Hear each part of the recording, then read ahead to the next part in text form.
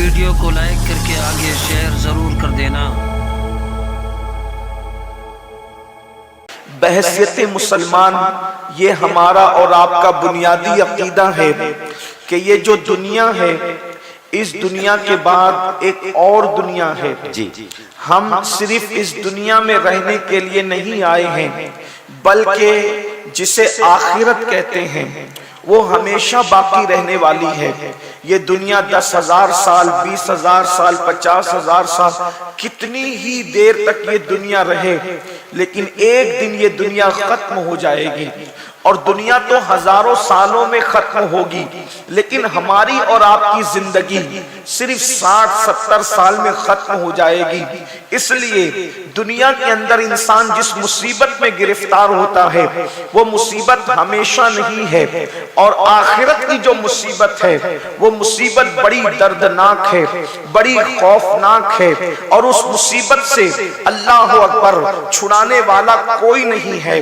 میرے آقا صلی اللہ علیہ وآلہ وسلم کے دیوانوں اچھی طرح یاد رکھو، اگر دنیا کے اندر اللہ نہ کرے کوئی بندہ مصیبت میں پھنس جائے اور کوئی بندہ مصیبت کا شکار ہو جائے تو کبھی دوست بچانے کے لیے آ جاتے ہیں، کبھی بھائی بچانے کے لیے آ جاتے ہیں، بلکہ اللہ اکبر اس دنیا میں دین سے دوری کے باوجود، انسانیت سوزی کے باوجود، لوگ انسانیت سے بھی کوسوں دور ہو چکے، اس کے باوجود اب بھی دنیا میں اتنی ہمدردی ہے۔ اگر رستہ چلتا ہوا مسافر کوئی مصیبت میں مبتلا ہو جائے، کوئی مصیبت میں گرفتار ہو جائے تو راستہ چلتے ہوئے لوگ ہی کم سے کم اس کی مدد کے لیے حاضر ہو جاتے ہیں، اس کی امداد کے لیے حاضر ہو جاتے ہیں۔ اس کے باوجود بھی انسان مصیبتوں سے کتنا گھبراتا ہے۔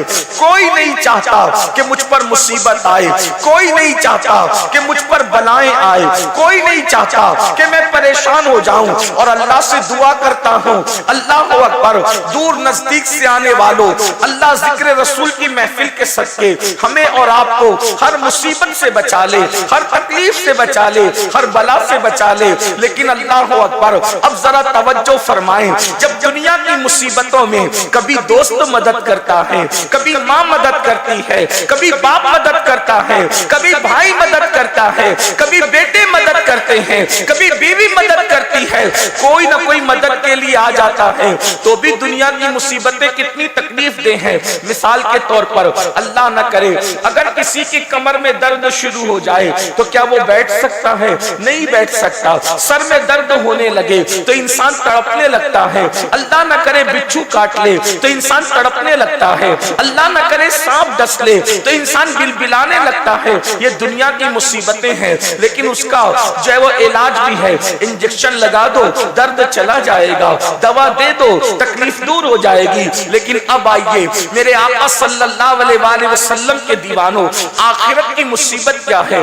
آخرت کی مصیبت کو عذاب الہی کہتے ہیں، اللہ کا عذاب کہتے ہیں، اللہ کی پکڑ کہتے ہیں۔ اور اللہ اکبر اللہ کا عذاب جو آخرت میں تیار کیا گیا ہے، کن کے لیے تیار کیا گیا ہے؟ قرآن کہتا ہے ان الفجار لفی جحیم، جو اللہ کے نافرمان ہے، فاسق و فاجر لوگ ہیں، اللہ نے ان کے لیے جہنم تیار کر رکھا ہے۔ اور اللہ اکبر یہ جہنم کیا ہے؟ اللہ کے رسول صلی اللہ علیہ وآلہ وسلم نے ارشاد فرمایا کہ جہنم کے اندر آگ ہے، اور اس آگ میں روشنی نہیں ہے، اس کے اندر اگر پہاڑوں کو ڈال دیا جائے تو پہاڑ بھی پگھل جائیں۔ تھوڑی دیر کے لیے تصور کریں، یہ کسی خطیب کی گفتگو نہیں، یہ کسی ادیب کی ادبی جواہر پارے نہیں، یہ کسی مقرر کی تقریر کی جولانیاں نہیں، بلکہ یہ اس رسول کا فرمان ہے جس کے کہنے پر ہم نے اللہ کو ایک مانا ہے۔ یہ اس رسول کا فرمان ہے جس کے کہنے پر ہم نے قرآن کو اللہ کی کتاب مانا ہے۔ تھوڑا تصور کرو، اندازہ کرو میرے بھائیوں اور بہنیں موجود ہیں تو ان کی بھی توجہ۔ اللہ اکبر جس جہنم کے اندر پہاڑ بھی پگھل جائیں، پتھر نہیں بلکہ پتھروں کا مجموعہ، پتھروں سے بنے ہوئے پہاڑ بھی جس جہنم کے اندر پگھل جائیں گے، اس جہنم کے اندر میرا اور آپ کا کیا حال ہوگا؟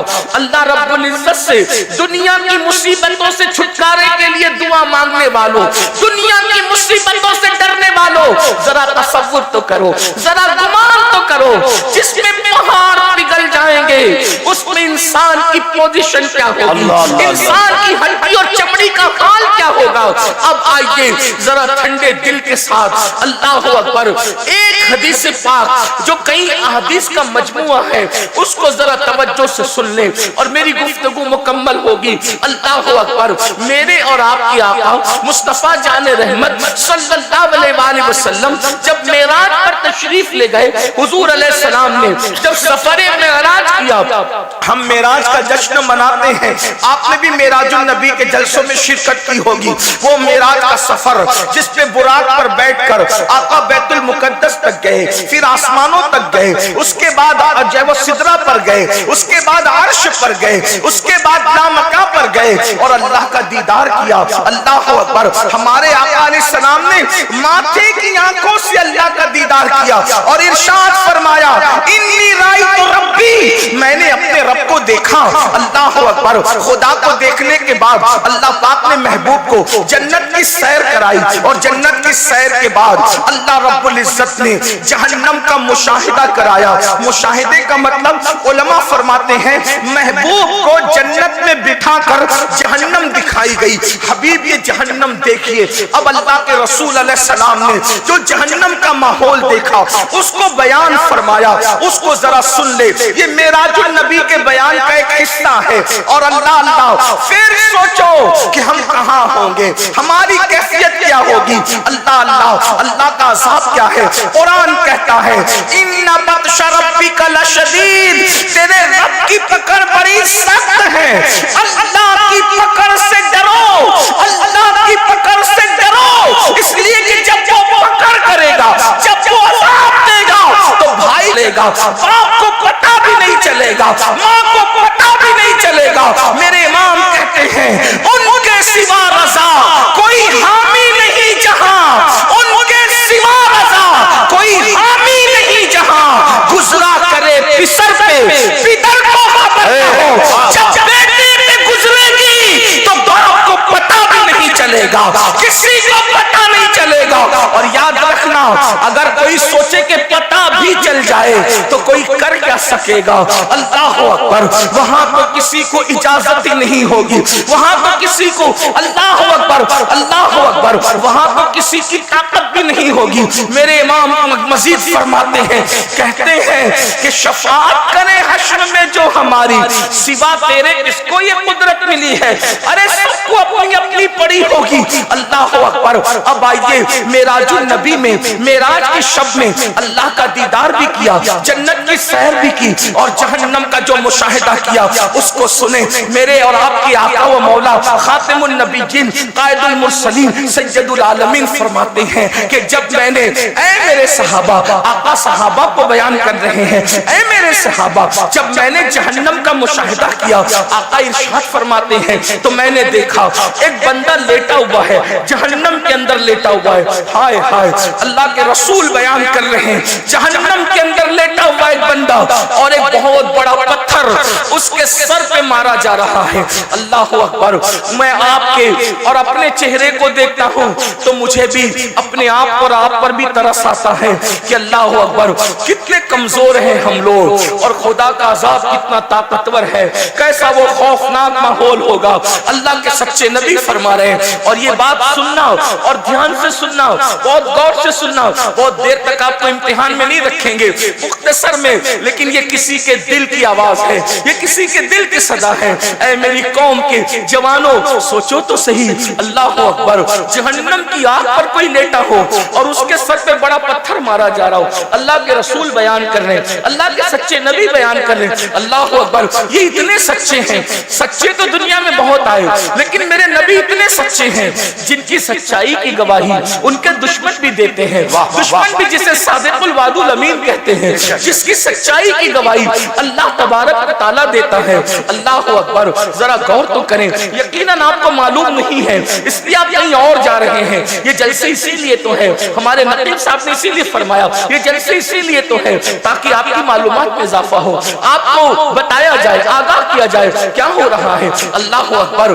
میرے آقا سچے نبی صادق و مصدوق فرماتے ہیں ایک شخص لیٹا ہوا ہے اور اس کے سر پہ بڑا سا پتھر مارا جا رہا ہے اور وہ پتھر لڑک کر دور جاتا ہے. وہ بندہ اس کو اٹھا کے لاتا ہے تو پتھر سے جو سر کچلا گیا تھا, وہ شارحین فرماتے ہیں سر وہ پتھر سے جب کچلا جاتا تھا تو وہ سر ایسے پس جاتا تھا جیسے چنے پہ ہتھوڑا مارنے سے چنا پس جاتا ہے, ویسے وہ پتھر مارنے سے سر پستا ہے. اور آپ اس کا اندازہ کر سکتے ہیں, پڑھے لکھے لوگ ہیں, سوچ بوجھ والے لوگ ہیں, جب سر سے پتھر ٹکراتا ہے تو سر کی کیفیت کیا ہوتی ہے. لوگ ہیلمٹ لگا کر سفر اس لیے کرتے ہیں ہاتھ پہ چوٹ آئے گی تو چلے گا, پیر پہ چوٹ آئے گی تو چلے گا, جسم پہ چوٹ آئے گی تو چلے گا, لیکن سر بچا لو. اس لیے کہ ہاتھ پیر پہ سینے پہ کہیں بھی چوٹ آ گئی تو زندہ رہنے کے امکانات باقی رہیں گے, لیکن اگر سر پہ چوٹ آ گئی تو زندہ رہنے کے امکانات ختم ہو جائیں گے. اللہ اکبر. اس لیے لوگ ہیلمٹ لگاتے ہیں. ہماری حکومت کی طرف سے بڑی پابندی ہیلمٹ کے لیے, بہت اچھی بات ہے, لگانا چاہیے. لیکن سوچو میرے بھائیوں, اللہ کے سچے نبی صادق و مصدوق فرماتے ہیں سر کچلا جاتا ہے اور اس کی کیفیت شارحین کیا بیان کر رہے ہیں, جیسے چنے پہ ہتھوڑا مارنے سے چنا پس جاتا ہے اسی طرح سر کچلا جا رہا ہے.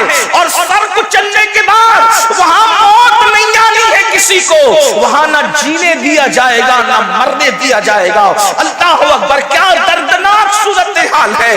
اللہ اکبر. آقا فرماتے ہیں پتھر لڑک کر جاتا ہے, سر پھر درست کر دیا جاتا ہے, پھر پتھر مارا جاتا ہے, پھر وہ ویسے ہی پس جاتا ہے, پھر پتھر لڑک کر جاتا ہے, پھر لایا جاتا ہے, سر ویسے ہی پس جاتا ہے. میرے آقا فرماتے ہیں میں نے جبریل سے پوچھا اے جبریل یہ کون لوگ ہیں اور ان کو یہ دردناک عذاب کیوں دیا جا رہا ہے؟ تو جبریل امین عرض کرتے ہیں یا رسول اللہ صلی اللہ علیہ وآلہ وسلم یہ لوگ نماز نہیں پڑھتے تھے دنیا میں, اس لیے ان کا یہ حال ہے. اللہ اکبر. میرے بھائیوں آپ سے پوچھنا چاہتا ہوں, آپ لوگ 4 گھنٹے سے, کوئی 5 گھنٹے سے, کوئی 3 گھنٹے سے اس جلسے میں بیٹھا ہوا ہے, لیکن آپ سے پوچھتا ہوں کتنے شوق سے جلسے میں آتے ہو, جلسے گھنٹوں چلتے بیٹھتے ہو. اللہ اکبر. لیکن نماز پڑھنے میں کتنا ٹائم لگتا ہے؟ صرف 10 منٹ کا ٹائم لگتا ہے. ایک وقت کی نماز میں صرف 10 منٹ کا ٹائم, اور اگر پانچوں وقتوں پڑھنے تو صرف 50 منٹ کا ٹائم لگتا ہے. اب آپ مجھے بتائیں 50 منٹ نہ نکالنے والوں کتنے دردناک عذاب کی طرف تم جا رہے ہو, کتنے دردناک عذاب کو چیلنج کر رہے ہو, کتنے دردناک عذاب کو آواز دے رہے ہو. اور پھر سن لو کوئی بچانے والا نہیں ہے, امام آواز دے رہے ہیں ان کے سوا رضا کوئی حامی نہیں جہاں. گزرا کرے پسر پہ, پسر کہتے ہیں بیٹے کو, گزرا کرے پسر پہ, پدر کو خبر نہ ہو, پدر کہتے ہیں باپ کو, باپ کو بھی خبر نہیں ہوگی. اور سن لو بچانے والی ایک ذات ہے, وہ محمد الرسول اللہ کی ذات ہے. اب ان کی حدیث سنو. آقا ارشاد فرماتے ہیں کہ جس نے جان بوجھ کے نماز چھوڑ دی قیامت کے دن اس کے ساتھ میرا کوئی وعدہ نہیں. اللہ اکبر. دھوکے میں مت رہنا. اللہ کے رسول نے آگاہ کر دیا, حضور علیہ السلام نے آگاہ کر دیا ان کے ساتھ میرا کوئی وعدہ نہیں ہے. جو نماز چھوڑ دیتے ان کے ساتھ آقا فرماتے ہیں میرا کوئی عہد نہیں ہے, کوئی وعدہ نہیں ہے. مسجدوں کو ویران کرنے والوں, مسجدوں سے کوسوں دور بھاگنے والوں, بتاؤ کیا یہ عذاب ہم سے برداشت ہو سکے گا؟ کیا یہ عذاب ہم برداشت کر سکیں گے؟ نہیں نہیں, ہرگز نہیں. اپنی جوانی پر رحم کھا لو, اپنی ہڈی چمڑے پہ رحم کھا لو, اپنے آپ پہ رحم کر لو. میں آپ سے کسی اور کے لیے رحم کی بھیک نہیں مانگ رہا ہوں, میں آپ سے آپ کے لیے رحم کی بھیک آپ سے مانگ رہا ہوں. نہیں برداشت کر سکیں گے. یہ دنیا چند سال کی ہے, یہ دنیا میں چند دن جینا ہے, پھر موت ہے. روح کا رشتہ جسم سے ٹوٹ جائے گا میرے بھائیوں, مر جاؤ گے, موت آنی ہے, حق ہے, موت برحق ہے. موت سے کس کو رستگاری ہے؟ آج وہ, کل ہماری باری ہے. مرنا چاہو گے تو بھی موت آئے گی, نہیں مرنا چاہو گے تو بھی موت آئے گی. میں آج صرف آپ سے یہ عرض کرنا چاہتا ہوں, نمازی بن جاؤ, صرف آج ایک بات پر عہد کر لو، نماز پڑھیں، 10 منٹ کا ٹائم۔ بھائیو پان بھی کھاؤ نا، پان تو پان کھانے میں بھی 10 منٹ سے زیادہ کا ٹائم لگتا ہے، پان کھانے کے لیے بھی 10 منٹ سے، نماز کے لیے تو پان کھانے سے بھی کم ٹائم میں نماز ہو جاتی ہے، صرف 10 منٹ۔ 10 منٹ دیجیے اور جہنم سے بچ جائیے، 10 منٹ دیجیے اور مصیبتوں سے بچ جائیے، 10 منٹ دیجیے اور اللہ کے عذاب سے بچ جائیے۔ یقین جانیے جس دن تم مسجد کے قریب آؤ گے وہ دن دنیا کی خوشیوں کا دن بھی ہوگا اور آخرت میں نجات کا دن بھی ہوگا، اس لیے کہ میں اپنی طرف سے نہیں کہہ رہا ہوں، انسان کی فطرت ہے، جب انسان کو کہا جاتا ہے یہ کام کرو یہ کام کرو تو انسان پوچھتا ہے اس کام کا رزلٹ کیا ہے، نتیجہ کیا ہے، یہی تو پوچھتا ہوں۔ قرآن کہتا ہے، اللہ اکبر، اسلام کہتا ہے کہ جب اذان ہوتی ہے تو کیا کہا جاتا ہے، حی علی الصلاۃ، آؤ نماز کی طرف۔ تو دماغ میں سوال پیدا ہو سکتا ہے نماز پڑھیں گے تو کیا رزلٹ ملے گا، کیا ملے گا رزلٹ؟ تو فوراً مسجد کہتا ہے حی علی الفلاح، یہ بات مسجد ہی سے کہی جاتی ہے، نماز پڑھنا تمہارا کام ہے اور کامیابی عطا کرنا نماز جس کی پڑھی جا رہی ہے اس کافر و جبار کی طرف۔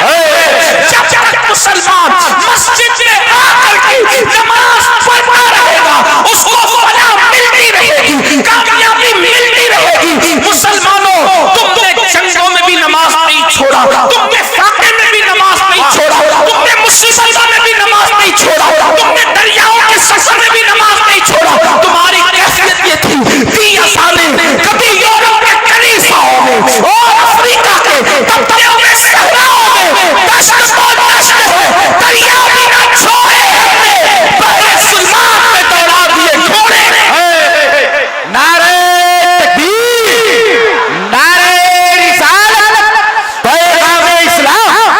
جب تک نماز پڑھتے رہے روزی کے لیے تم کبھی پریشان نہیں تھے، جب تک نماز پڑھتے رہے بیٹی کے رشتے کے لیے تم کبھی پریشان نہیں تھے، جب تک تم نماز پڑھتے رہے اللہ اکبر تم کبھی کسی سے مصیبتوں کا شکوہ نہیں کرتے تھے، اس لیے کہ اللہ کی چوکھٹ پہ سب کے مسائل کا حل ہے، اپنے مسئلے کا حل کیوں نہیں ہوگا؟ بڑی معذرت کے ساتھ جب سے اللہ کا ڈر چھوڑ، یاد رکھنا اللہ کا ڈر جس دن سے چھوڑا، جس دن سے اللہ کا ڈر چھوڑا دنیا اپنی دشمن بن گئی۔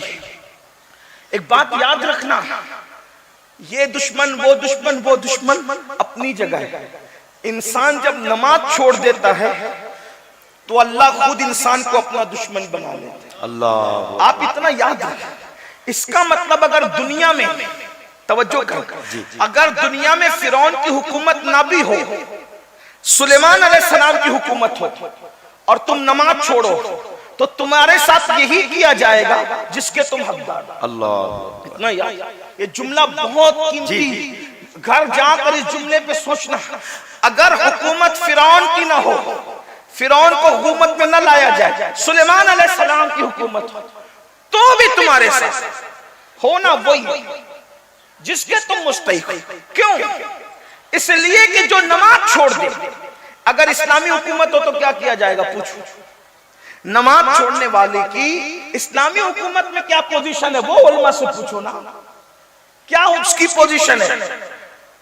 کم سے کم امام اعظم کا فتویٰ یہ ہے کہ اس کو جیل میں ڈالا جائے۔ جی جس امام اعظم ابو حنیفہ رحمت اللہ علیہ کے مقلد ہو، ابھی امام شافعی کا مسلک تو میں نے بیان ہی نہیں کیا اور میں نے وہ بیان بھی نہیں کیا، لیکن آپ سے عرض کرنا چاہتا ہوں ابھی میں نے غوث پاک کا مسلک بھی بیان نہیں کیا، وہ بھی میں نے بیان نہیں کیا، ابھی آپ نے میں نے امام مالک کا مسلک بیان نہیں کیا، وہ بھی بیان نہیں کرنا، لیکن آپ سے پوچھتا ہوں اپنے امام کی، آج میرے امام اعظم ابو حنیفہ کی شہادت کا دن گزرا، آپ تو ہم تو اتنے غافل ہیں کہ جس کے فتوے پر نماز پڑھتے ہیں اس کے بھی اتنے احسان فراموش ہو گئے کہ ان کا دن بھی آپ منانے کی سنیوں کو توفیق نہیں، اللہ ماشاءاللہ، بہت معذرت کے ساتھ صحیح فرمایا، بلکہ اگر پوچھ لینا کہ امام اعظم کی شہادت کا دن کون سا تھا تو ہمارے بچوں کو پتہ نہیں، بہت معذرت کے ساتھ جان بخشیوں پہ ایک جملہ کہہ دوں، گلی کے ننگے دھڑنگے پیروں کا اس تو تمہیں یاد ہے، اور جس نے اتنا احسان کیا فقہ کو مدون کیا، جس کے مسلک اور فتوے پر عمل کرتے ہوئے ہم نمازیں پڑھتے، روزہ رکھتے، حج کرتے ہیں، آج اس امام کا دن اتنے سناٹے میں گزر جاتا پتہ ہی نہیں لگا کون ہے امام اعظم؟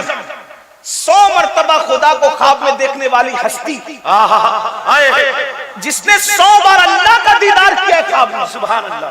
یہ بات میں اپنی طرف سے نہیں کہہ رہا ہوں، خیرات الاحسان کے اندر یہ بات لکھی ہوئی ہے کہ ہمارے امام اعظم ابو حنیفہ نے 100 بار اللہ کا دیدار کیسے کیا، یہ تو دیدار کرنے والا جانے. لیکن سوچو یہی مسئلہ ہمارے علماء بیان کرتے ہیں، اسی لیے اللہ کا دیدار اہل سنت کے نزدیک خواب میں جائز ہے.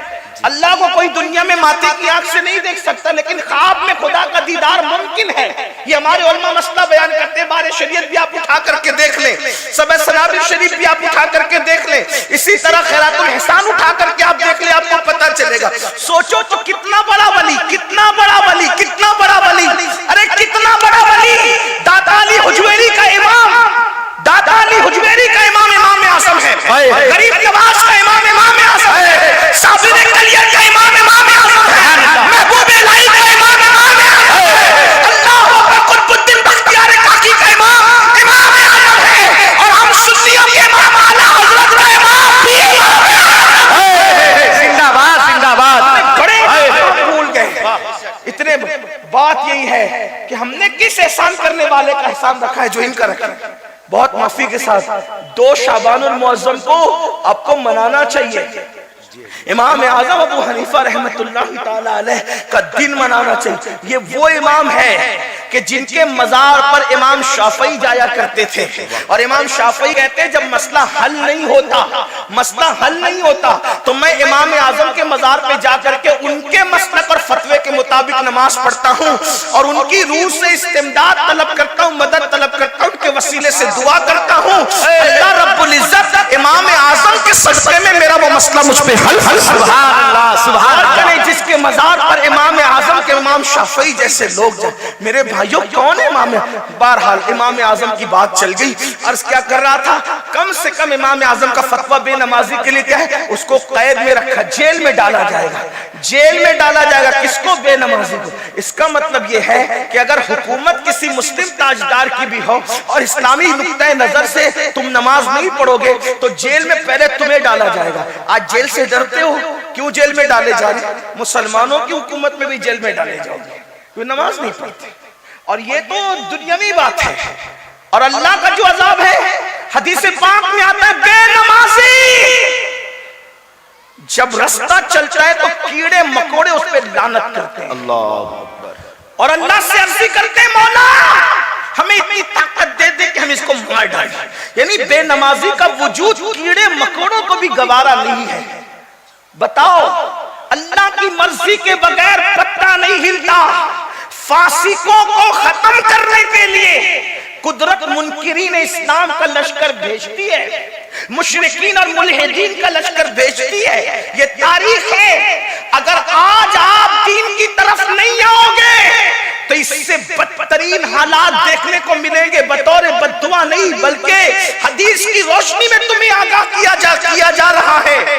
جلسے میں آنے والوں، اگر دنیا اور آخرت کو بہتر بنانا ہے تو اللہ کی پناہ میں آؤ. حدیث پاک ہے، اللہ کے رسول علیہ السلام فرماتے ہیں جو نماز چھوڑ دیتا ہے اللہ اپنی امان کی چادر اس کے سر سے ہٹا لیتا ہے. اللہ اپنی پناہ سے اس کو باہر کر دیتا ہے. لوگوں کو برادری کے باہر ہونے کا خوف ہے. اللہ جس کو اپنی پناہ سے باہر کر دے، اللہ جس کو اپنی امان سے باہر کر دے، اس کا حال کیا ہوگا؟ اس کو تو چوہے بھی کچل ڈالیں گے، اس کو تو مچھر بھی چاٹ ڈالیں گے، اس کو تو اللہ اکبر جانور اور پرندے اور چرندے بھی ختم کر دیں گے. کیونکہ اللہ جس سے پناہ ہٹا لے، یاد رکھنا اللہ کی پناہ بہت بڑی چیز ہے. اگر اللہ پناہ دینے پر آئے، توجہ، اگر اللہ پناہ دے، اگر اللہ پناہ دے تو اللہ کی پناہ کی شان یہ ہے کہ وہ مکڑی کے جالے سے بھی بڑے سے بڑے طاقتور کی حفاظت کر لیتا ہے. دنیا میں اگر آپ سے کوئی پوچھے نا کہ سب سے بڑا طاقتور دنیا میں کون ہے، دنیا میں سب سے بڑا طاقتور، آنکھ بند کر کے کہنا محمد رسول اللہ صلی اللہ علیہ وسلم. آنکھ بند کر کے کہنا. کیوں؟ اس لیے کہ جو اشارے سے چاند ٹکڑے کر دے، اس سے بڑا طاقتور کون ہو سکتا ہے خدا کی مخلوق میں؟ اشارے سے تو میرے بھائی کاغذ بھی نہیں پھٹتا. چیلنج ہے تمہارے جھارکھنڈ کے بڑے سے بڑے پہلوان کو لے آؤ اور بولے اشارے سے کاغذ پھاڑ کے بتا دے. اشارے سے تو اشارہ ہے, ایک انگلی سے تو کاغذ بھی نہیں پھٹتا. کاغذ پھاڑنے کے لیے بھی کم سے کم 2 انگلیاں چاہیے. لیکن اللہ اکبر, یہ کیا طاقت ہے کہ جبل ابو قبیس میں کھڑے ہو کے صرف اشارہ کرتے ہیں اور چاند ٹکڑے کر دیتے ہیں, اشارہ کر کے سورج کو پلٹا لیتے ہیں, اشارہ کر کے درختوں کو اپنے پاس بلا لیتے ہیں. ایسی طاقتور ہستی جب غار میں ہوتی ہے تو خدا اس طاقتور ہستی کو کس سے بچاتا ہے؟ مکڑی کے جالے سے. اور دنیا میں مکڑی کے جالے سے کمزور کوئی چیز نہیں. دیکھو حضور سے طاقتور کوئی مخلوق نہیں اور مکڑی کے جالے سے کمزور کوئی چیز نہیں. علماء کہتے ہیں تار عنکبوت اتنا, بلکہ قرآن نے کہا کتنا کمزور ہے. سورہ عنکبوت کے اندر سب سے کمزور ہے تار عنکبوت, مکڑی کا جالا. ایک دن کا دودھ پیتا بچہ بھی اگر انگلی ایسے کر دے تو مکڑی کا جالا ٹوٹ جائے, اتنا ہی کمزور ہے. لیکن میرے اللہ کی شان, اتنی طاقتور ہستی کو اتنے کمزور مکڑی کے جالے سے بچا کر بتاتا ہے. ہم بچانا چاہتے تو اس شان سے بچا. دیکھو, اور 500 سال تک حکومت کرنے والے کو ایک مچھر سے, اتنے کمزور مچھر سے ناک میں گھسا کے ہلاک کر دیتا ہے. تو کیا بتا رہا ہے؟ اللہ کی طاقت سب سے بڑی ہے, تمہاری نہیں. اس کا پلان سب سے بڑا ہے, تمہارا نہیں.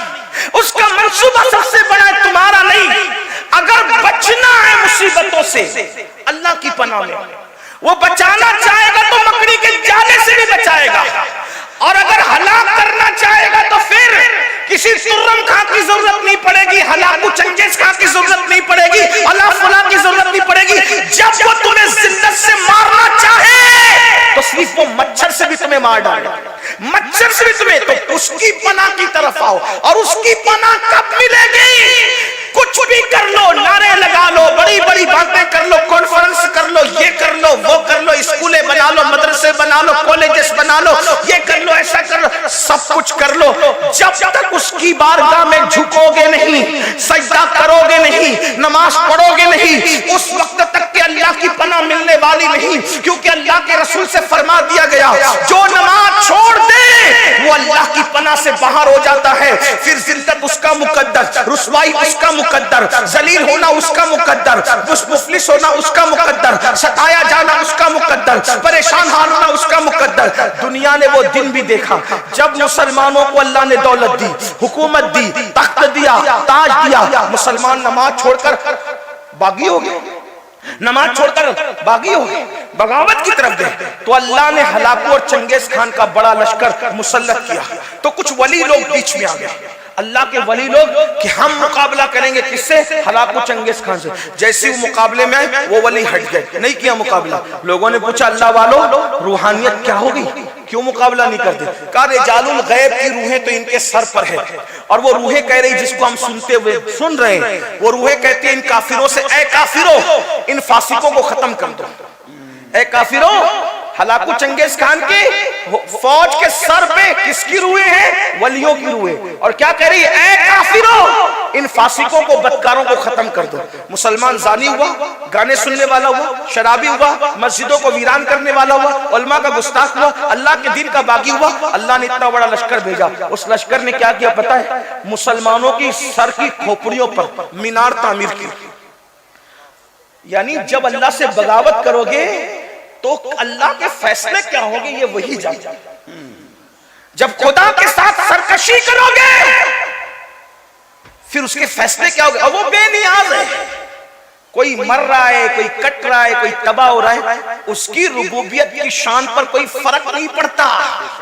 وہ غیور ہے, غیور. اس کے اپنے فیصلے, وہ اپنے محبوبوں کو یتیم کر دیتا ہے. اس کی شان غیرت ہے, اس کی شان غیرت ہے. شجر ممنوعہ کو ہاتھ میں لے لیا جاتا ہے تو معصوم کے کپڑے واپس لے لیے جاتے ہیں اور جنت سے باہر کر دیا جاتا ہے. اس کی شان غیرت تو دیکھیں. یہاں تو بہت آنکھ بند کر کے سوچنے ارے مولانا کچھ بھی کریں گے, اللہ تو ہم سے پیار کرتا ہے, ہم جنت میں جائیں گے. کیوں؟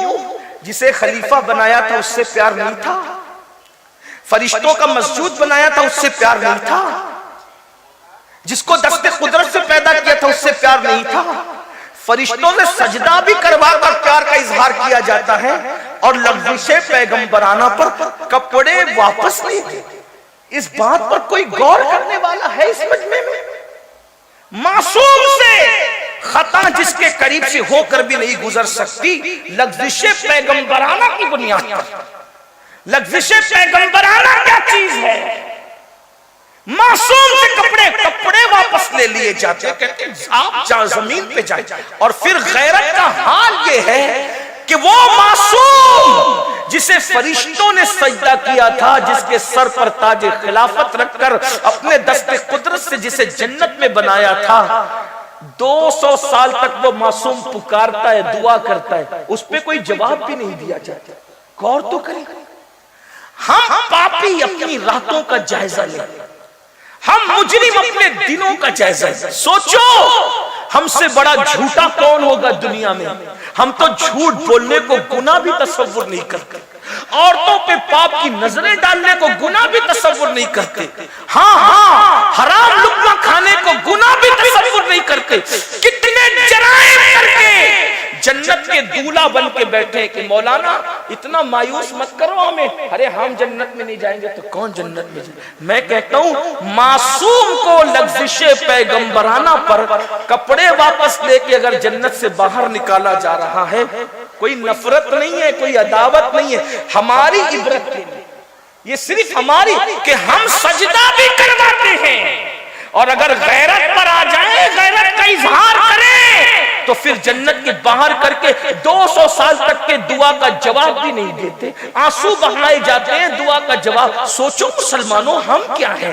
اپنی راتیں دیکھو، اپنے دن دیکھو، یاد رکھنا یہاں کتنے بھی عیش آرام کر لو، جب مر کے آنکھیں بند ہوگی تو اس خواب سے، اس غفلت سے آنکھیں کھلے گی کہ میں تو دھوکے میں تھا، میں تو اپنے آپ کو دھوکہ دے رہا تھا، میں تو اپنے آپ کو فریب دے رہا تھا۔ میرے بھائیوں رحم کر لو، یہ سنی اجتماع جن منتظمین نے منعقد کیا ہے، اللہ ان کی عمریں دراز کرے، آپ آئے اللہ تمہاری عمریں دراز کرے، ان علماء مشائخ کی عمریں اللہ دراز کرے۔ یہ کسی ٹوٹے ہوئے دل کی آواز ہے، اور یہ وہ آواز ہے جو مسلسل 14.5 صدیوں سے لگ رہی ہے۔ اللہ کے بندو دنیا کے مکر سے باہر نکلو، دنیا کے دھوکے سے باہر نکلو، دنیا کے فریب سے باہر نکلو۔ جب تک روح کا رشتہ جسم کے ساتھ جڑا ہوا ہے، جو جی میں آ رہا ہے کھا رہے ہو، جو جی میں آ رہا ہے پہن رہے ہو، جو جی میں آ رہا ہے کر رہے ہو، لیکن روح کا رشتہ جلد ٹوٹ جائے گا، آنکھیں بند ہو جائے گی، تب صرف روگے، پچھتاؤ گے، آہیں بھرو گے، لیکن اس وقت پچھتانا کام نہیں آئے گا۔ اس لیے اللہ کا عذاب ہم میں سے کوئی برداشت نہیں کر سکتا، کسی میں طاقت نہیں ہے، کسی میں قوت نہیں۔ یہ دو چیزوں پہ نظر تو کرو۔ اللہ کے رسول علیہ السلام فرماتے ہیں قیامت کے دن اس کے ساتھ میرا کوئی وعدہ نہیں، اور اللہ کا پاک فرما رہا ہے میں اپنی رحمت اور امان کی چادر اس سے ہٹا لیتا ہوں۔ 50 منٹ کا ٹائم دینا ہے، صرف آج عہد کر لو۔ پھر اس کے بعد اللہ کے رسول علیہ السلام فرماتے ہیں اسی پہ بات اگر بڑھے گی تو بہت بڑھے گی۔ حدیث دوسری اسی پر آقا فرماتے ہیں پھر ہم نے جہنم کا مشاہدہ کیا۔ اللہ کے رسول فرماتے ہیں میں نے دیکھا کہ کچھ لوگ ہیں جو جہنم کے درختوں کے اندر، آگ کے درختوں میں الٹے لٹکے ہوئے۔ اللہ سن لیں اس کو، پتہ نہیں یہ بات میں کبھی آپ کو سنا سکوں گا یا نہیں۔ یہ عنوان رجب کی بنیاد پر، معراج مقدس کی بنیاد پر ذہن میں آ گیا، لیکن غور کر لیں، بہنیں بھی غور کر لیں کہ جہنم کی آگ کے درختوں میں کچھ لوگ الٹے لٹکے ہوئے ہیں۔ الٹے بھائیو، اگر ایسی کمرے میں بھی کسی کو الٹا لٹکایا جائے تو یہ کوئی چھوٹی موٹی بات نہیں۔ جہنم میں آگ کے درختوں کی شاخوں پر، ہائے کہنے والا کون؟ صادق الوعد الامین مصطفیٰ کریم رؤوف الرحیم صلی اللہ علیہ وآلہ وسلم فرما رہے کیا جہنم کے آگ کے درختوں پہ الٹے لٹکے ہوئے لوگوں کو جب ہم نے دیکھا، پوچھا جبریل یہ کون لوگ ہیں؟ جبریل امین نے عرض کی یا رسول اللہ یہ ماں باپ کے نافرمان لوگ ہیں، یہ ماں باپ کے گستاخ لوگ ہیں، ماں باپ کے غدار ہیں۔ ہائے ہائے کہاں لٹکے؟ جہنم کے اندر، جہنم کی آگ کے درخت کی آگ کی شاخوں پر۔ کیا حال ہے ان کا؟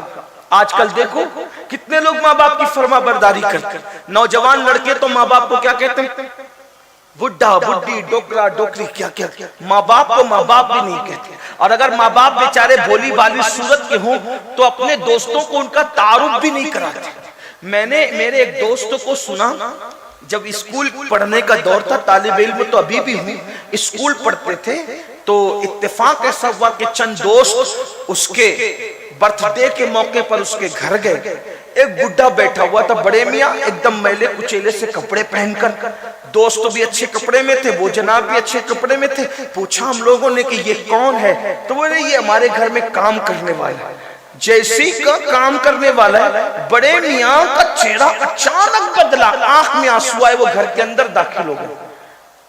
ایک کام کرنے والا اتنا بے تکلف تو گھر میں داخل نہیں ہوتا. جب بعد میں پتہ کیا گیا تو معلوم پڑا کہ وہ اس کا باپ تھا. لیکن میلے کچیلے کپڑوں کی بنیاد پر اور بھولی بھالی صورت کی بنیاد پر وہ اپنے دوستوں کو بتانا نہیں چاہتا تھا کہ یہ میرا باپ ہے. اتنے بدبختی پہ لوگ اتر آتے ہیں. اللہ اکبر. سنو، اب میں نے نماز کی فضیلت بیان کی، یہ بھی بزرگوں نے فرمایا جس سے ماں باپ ناراض ہو جاتے ہیں اللہ اس کی نمازیں بھی اس کے منہ پہ مار دیتا ہے. یعنی نمازیں بھی ان کی قبول نہیں ہوتی جس سے ماں باپ ناراض ہو، جو ماں باپ کا دل دکھا. اس کا مطلب یہ ہے کہ مسجد جانے سے پہلے ماں باپ کا چہرہ دیکھو. ماں باپ ناراض ہے کہ خوش؟ بلکہ ایک معیار دیا، ایک تھرمامیٹر دیا، ایک چیک کرنے کا طریقہ دیا. ایک صحابی نے پوچھا یا رسول اللہ صلی اللہ علیہ وآلہ وسلم، حضور یہ بتائیں کہ ہمیں یہ پتہ نہیں چلتا نا کہ اللہ ہم سے راضی ہے کہ ناراض ہے، کیونکہ اللہ نظر نہیں آتا، اللہ سے بات نہیں ہو سکتی، اللہ دکھائی نہیں دیتا، پھر کیسے پتہ کرے کہ وہ راضی ہے کہ ناراض ہے؟ میرے آقا نے فرمایا گھر جا اور دیکھ تیرے ماں باپ اس سے راضی ہے کہ ناراض ہے. اگر ماں باپ راضی ہے تو اللہ بھی راضی ہے، اور ماں باپ ناراض ہے تو اللہ بھی ناراض ہے. دیکھ لو، معیار دیا.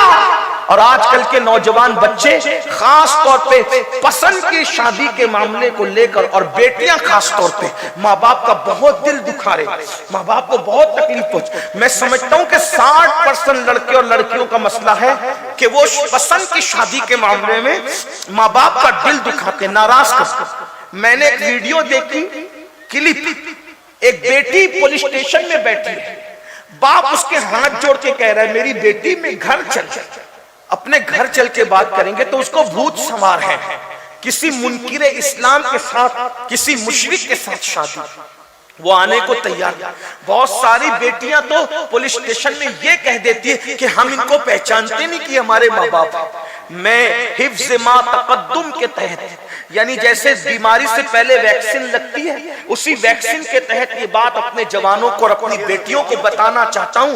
میری قوم کی بیٹیوں، ماں باپ کا دل دکھا کر جب سجدے میں باہر نہیں آ سکتی تو ماں باپ کا دل دکھا کر شادی میں کیسے باہر آ سکتی؟